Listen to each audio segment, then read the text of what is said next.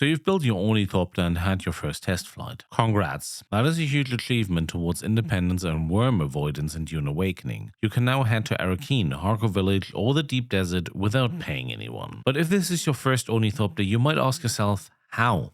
How do you get there? That's what I want to talk about in this quick video today. Access to other regions like Arrakeen, Harko Village or the deep desert is being given over the world map. To access the world map, you simply have to fly to the edge of the Hagga Basin. It doesn't really matter which edge it is, eventually you will see the blue shimmering wall where you head into until it asks you if you want to enter the world map. The world map itself is almost like a little minigame, a minigame I don't really like honestly. With M on your keyboard you can get an overview where what is. For example, moving from Hagga Basin to Arrakeen will lead you east, or well to the right if you left your compass at home. Now with WASD, move to the right to find Arrakeen and just click on the location. When you get closer, you see those rings on the map indicating there seems to be something. I tend to double click out of a strange habit, and now your thopter will move towards this location in a direct way. To follow your vehicle, press the spacebar and you will recenter to your thopter. Eventually you will reach your destination and be asked if you want to enter the location, in this example Arrakeen. If not, click onto the location again because sometimes you might not be close enough. If you want to leave one of the villages, head to the exit of the location. Don't ask the pilot to fly you, just go out of the door. And that is almost the basics you need to know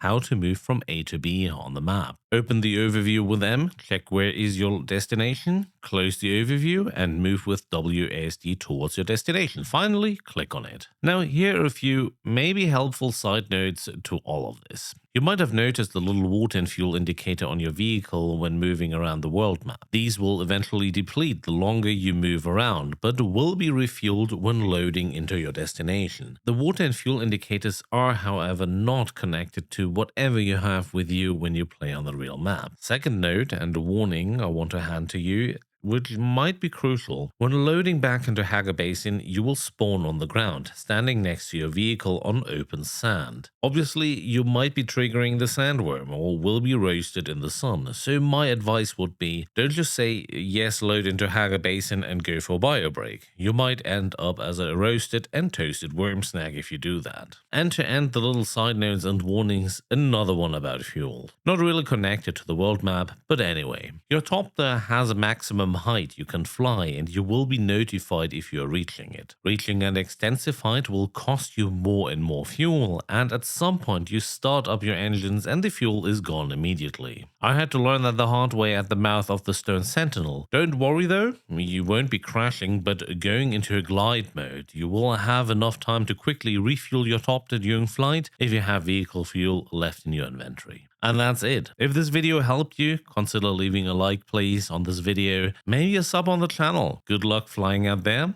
and see you on the next one.